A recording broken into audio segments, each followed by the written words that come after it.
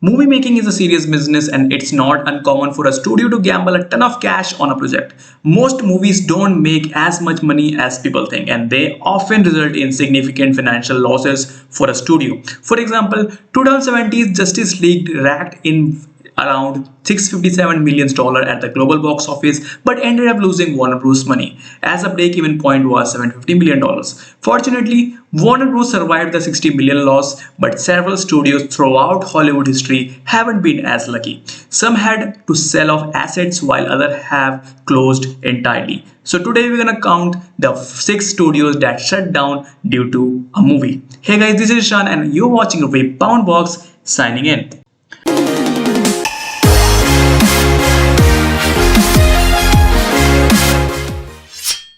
Number 6. New Line Cinema was certainly familiar with gambling on a film as it put everything on the line to make Peter Jackson's The Lord of the Rings trilogy.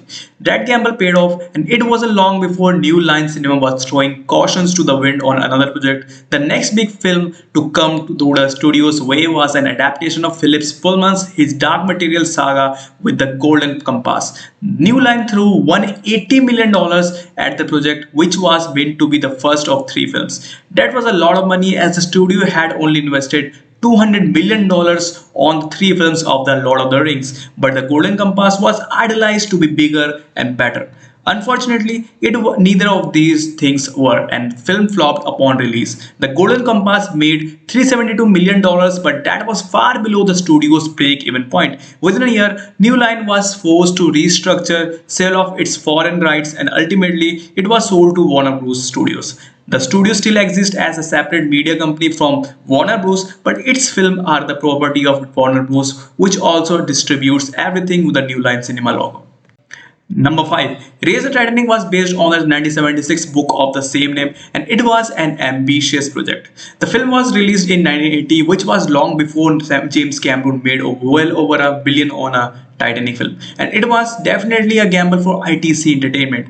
The film had a massive budget for the time, costing $40 million to produce.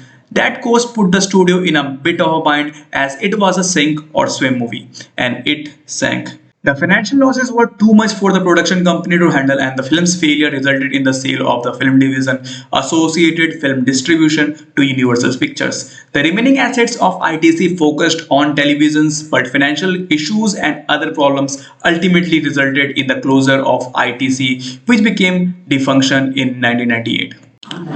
Number 4. The 1990s saw the rise of several studios attempt at creating new animation outfits, and 20th Century Fox was one of them. The studio founded Fox Animation Studios in 1994 to break into the animated film market, and it hired veteran animator Don Bluth and Gary Goldman to oversee it. The studio's first film, Anastasia, was a hit. The small profit seen from that venture led Bluth to create a second film in the Fox animation library, Titan AE. The film was co-written by Joss Whedon and it was given a budget of $30 million for pre-productions. The budget was boosted with an additional $55 million and when Titan AE hit theaters, it absolutely bombed at the box office. All told, the $85 million movie only made a meager $9.4 million at the box office. Once all other bills are paid, the Fox left counting its losses. The studio saw a total loss of $100 million from Titan AE. 10 days after the movie's release, Fox Animation Studios was shut down and eventually replaced with Blue Sky Studios. Number 3. When 20th Century Fox greenlit the production of Cleopatra, it set aside $44 million for the film, which was at that time the largest movie budget ever. That's a massive amount of money, and the crew costume department used every penny, creating gigantic sets of beautiful costumes. Cleopatra's production was fraught with problems, which saw its original $30 million budget increase by $14 million. The director was swapped out and so were the members of the cast. Additionally, the production switched filming locations twice, requiring expensive set reconstructions. There was also a scandal involving Elizabeth Taylor and Richard Burton, so the film has earned a level of infamy for its problematic productions. Cleopatra was actually the highest grossing movie of 1963. Still, its box office pool of $57 million paled in comparison to its production and marketing cost. 20th Century Fox was nearly bankrupt, but the studio survived. To do so, it was forced to cease all productions and sell off 300 acres of its lot. Several Fox executives' careers were destroyed and the studios was nearly closed. It survived, but it took a lot of damage from Cleopatra. Number two, in the early 1980s, Francis Ford Coppola decided to try something new when he co-wrote and directed a musical called One from the Heart. The movie was an ambitious project, and over the course of production, its budget went from $8 million to $26 million for a musical in 1982.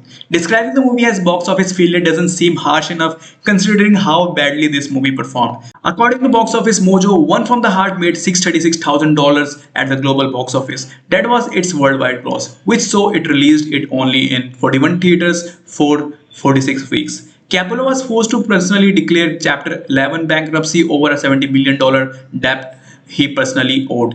Coppola suffered a decade of financial problems over the film, and while he did manage to save Zoetrope, it cost him a lot.